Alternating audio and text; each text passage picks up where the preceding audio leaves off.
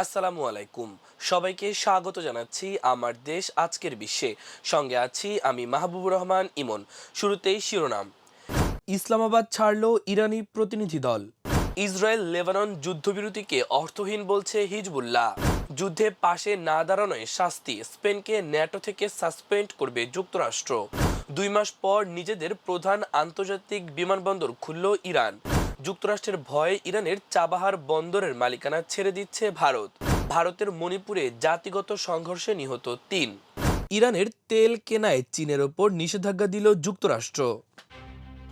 শুনছিলেন সংবাদ শিরোনাম, এবার বিস্তারিত। ইরানের ওপর আমেরিকা ও ইসরায়েলের যৌথ আগ্রাসনের মধ্যেই 2রা মার্চ থেকে লেবাননে হামলা শুরু করে তেল আবিব। দেশটির সশস্ত্র সংগঠন হিজবুল্লাহকে দমনের নামে কার্যত লেবাননের দক্ষিণাঞ্চল দখল করেছে ইসরায়েলি সামরিক বাহিনী।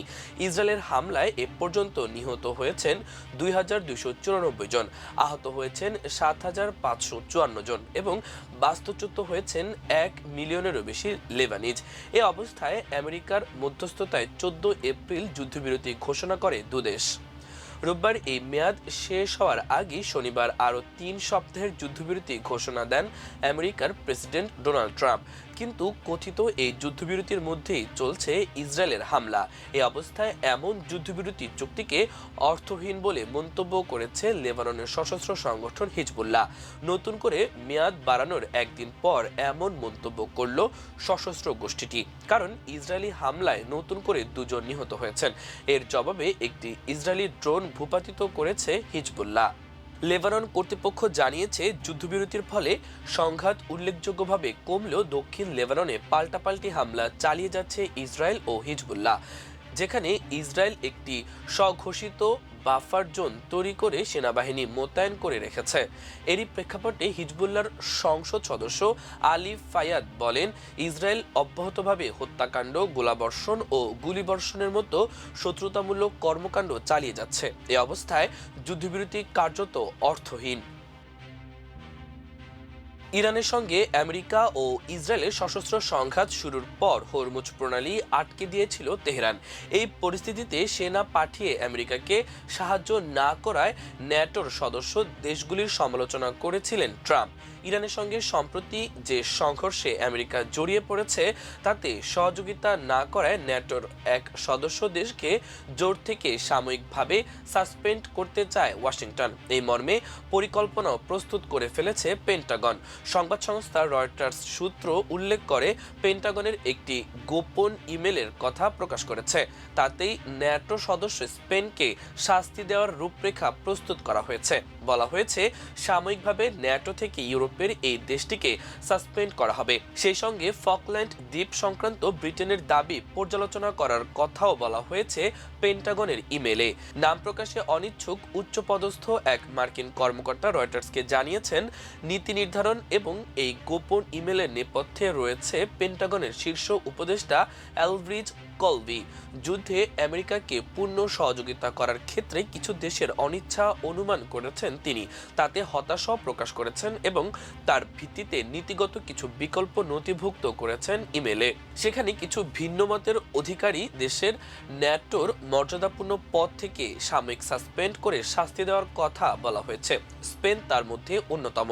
ইরানের সঙ্গে আমেরিকা ও ইসরায়েলের সশস্ত্র সংঘাত শুরুর পর হরমুজ প্রণালী আটকে দিয়েছিল তেহরান। সেখান থেকে পণ্যবাহী জাহাজ যাতায়াত করতে পারছিল না। এই পরিস্থিতিতে সেনা পাঠিয়ে আমেরিকাকে সাহায্য না করায় ন্যাটোর সদস্য দেশগুলির সমালোচনা করেছিলেন ট্রাম্প। এমনকি আমেরিকা ওই জোট থেকে বেরিয়ে যাওয়ার কথা ভাবছে বলেও দাবি করেছিলেন। তবে পেন্টাগনের ইমেলে আমেরিকার তেমন কোনো পদক্ষেপের কথা উল্লেখ করা হয়নি। ইউরোপে মার্কিন ঘাঁটিগুলি বন্ধ করার কথাও আপাতত পেন্টাগনের ভাবনায় নেই। প্রায় 2 মাস পর নিজেদের প্রধান আন্তর্জাতিক বিমানবন্দর ইমাম খোমেনি ইন্টারন্যাশনাল এয়ারপোর্ট খুলে দিয়েছে ইরান। আজ সকালে রাজধানী তেহরানে অবস্থিত এই বিমানবন্দরটি খুলে দেওয়া হয়েছে বলে এক প্রতিবেদনে জানিয়েছে দেশটির আধা সরকারি সংবাদ মাধ্যম মেহের নিউজ। তবে বিমানবন্দর খুললেও পূর্ণমাত্রার কার্যক্রম বা অপারেশন এখনও চালু হয়নি। মেহের নিউজের প্রতিবেদন অনুসারে আজ শনিবার ওমানের রাজধানী মাস্কট, তুরস্কের ইস্তানবুল শহর এবং সৌদি আরবের মদিনা শহরে যাত্রীবাহী ফ্লাইট চালু করা হয়েছে। ইরানের পরমাণু প্রকল্প এবং ক্ষেপণাস্ত্র কর্মসূচি নিয়ে বেশ কয়েক বছর ধরে টানাপোড়েন চলার পর গত 28 ফেব্রুয়ারি তেহরান সহ ইরানের বিভিন্ন শহরে যৌথ বিমান অভিযান শুরু করে যুক্তরাষ্ট্র ও ইসরায়েল। শুরু হয় ইরান যুক্তরাষ্ট্র ইসরায়েল যুদ্ধ শুরুর দিনই অর্থাৎ 28 ফেব্রুয়ারি নিজেদের আকাশসীমা এবং বিমানবন্দরগুলো বন্ধ করে দিয়েছিল ইরান। ইরানের কৌশলগত চাবাহার বন্দরে নিজেদের বিনিয়োগ ও কার্যক্রম সুরক্ষিত রাখতে বড় ধরনের কৌশলগত পরিবর্তনের কথা ভাবছে ভারত। আগামী রোববার মার্কিন নিষেধাজ্ঞার বিশেষ ছাড় বা ওয়েভারের মেয়াদ শেষ হতে চলছে, ফলে এই বন্দরের বড় অংশের মালিকানা ইরানি কোম্পানির কাছে হস্তান্তরের পরিকল্পনা করছে ভারত। 2018 সাল থেকে যুক্তরাষ্ট্র চাবাহার বন্দরের জন্য ভারতকে বিশেষ ছাড় দিয়ে আসলেও সম্প্রতি ইরান যুক্তরাষ্ট্র যুদ্ধের প্রেক্ষাপটে এই ছাড় নবায়ন না করার ইঙ্গিত দিয়েছে ওয়াশিংটন। নিষেধাজ্ঞার আওতায় পড়লে ভারতীয় কোম্পানিগুলো বিশ্বব্যাপী বড় ধরনের আর্থিক ও আইনি ঝুঁকিতে পড়তে পারে। এই ঝুঁকি এড়াতেই ভারত তাদের ইন্ডিয়া পোর্টস গ্লোবাল লিমিটেডের মাধ্যমে থাকা অংশীদারিত্ব স্থায়ী ইরানি প্রতিষ্ঠানের কাছে সরিয়ে নেওয়ার প্রস্তাব করেছে। ভারত নিজেদের অংশীদারিত্ব ইরানি অংশীদারের কাছে বিক্রি করে দেবে, তবে শর্ত থাকবে ভবিষ্যতে মার্কিন নিষেধাজ্ঞা শিথিল হলে ভারত পুনরায় এই মালিকানা ফিরে পাবে। নিষেধাজ্ঞার সময়কালে বন্দরটি একজন ইরানি অপারেটর দ্বারা পরিচালিত হবে, যাতে কার্যক্রম সচল থাকে এবং ভারতীয় কোম্পানিগুলো সরাসরি দায়ী না হয়। চাবাহার বন্দরে ইতোমধ্যে প্রায় $120 মিলিয়ন মূল্যের ভারী যন্ত্রপাতি স্থাপন করেছে ভারত। এই বিনিয়োগ যাতে নষ্ট না হয় সেজন্যই এই কৌশলগত পিছুটান বেছে নেওয়া হচ্ছে। নয়াদিল্লি বর্তমানে একদিকে ওয়াশিংটন ও অন্যদিকে তেহরানের সঙ্গে আলাদাভাবে আলোচনা চালিয়ে যাচ্ছে। ভারতের পররাষ্ট্র মন্ত্রণালয়ের মতে আফগানিস্তান ও মধ্য এশিয়ায় পণ্য পাঠানোর জন্য চাবাহার একটি অপরিহার্য পথ। অন্যদিকে ভারত যদি এই বন্দর থেকে পুরোপুরি সরে আসে তবে সেই শূন্যস্থান চীন দখল করে নিতে পারে, এমন আশঙ্কাও কাজ করছে। ভারতের উত্তর পূর্বাঞ্চলীয় প্রদেশ মণিপুরে জাতিগত সংঘর্ষে গোলাগুলিতে 3 জন নিহত হয়েছেন। শুক্রবার রাতে প্রদেশের উখরুল জেলার মুলাল্লাম গ্রামে প্রতিদ্বন্দ্বী মেইতেই ও কুকি গোষ্ঠীর মধ্যে এই সংঘর্ষ শুরু হয় বলে জানায় পুলিশ। অবশ্য নিহতরা কোন গোষ্ঠীর সদস্য ছিলেন তা জানায়নি পুলিশ। সহিংসতা আরও ছড়িয়ে পড়া ঠেকাতে এলাকায় নিরাপত্তা জোরদার করা হয়েছে। মণিপুরে প্রায় 3 বছর ধরে সংখ্যাগরিষ্ঠ হিন্দু মেইতেই সম্প্রদায় ও খ্রিস্টান কুকি সম্প্রদায়ের মধ্যে সংঘর্ষ চলছে। এ পর্যন্ত এই সহিংসতায় 250 জনের বেশি মানুষ নিহত হয়েছেন। জমি ও সরকারি চাকরি নিয়ে প্রতিযোগিতা থেকেই এই সংঘাত চলছে। মানবাধিকার কর্মীরা অভিযোগ করেছেন রাজনৈতিক স্বার্থে স্থানীয় নেতারা এই জাতিগত বিভাজনকে আরো উস্কে দিচ্ছেন। সরকারি তথ্য অনুযায়ী 2023 সালে সহিংসতা ছড়িয়ে পড়লে প্রায় 60,000 মানুষ তাদের ঘরবাড়ি ছেড়ে পালাতে বাধ্য হয়। পরিস্থিতি কিছুটা শান্ত হলেও চলতি মাসের শুরুতে কুকি গোষ্ঠীর এক হামলায় 2 শিশুসহ 4 জন নিহত হন।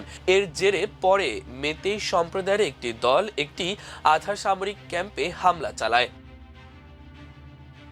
ইরান থেকে শত শত কোটি ডলারের তেল কেনার অভিযোগে চীনের তেল শোধনাগারের ওপর নিষেধাজ্ঞা আরোপ করেছে ট্রাম্প প্রশাসন। ওয়াশিংটন ও তেহরানের মধ্যে দ্বিতীয় দফার শান্তি আলোচনার প্রস্তুতির মাঝেই এই ঘোষণা এসেছে।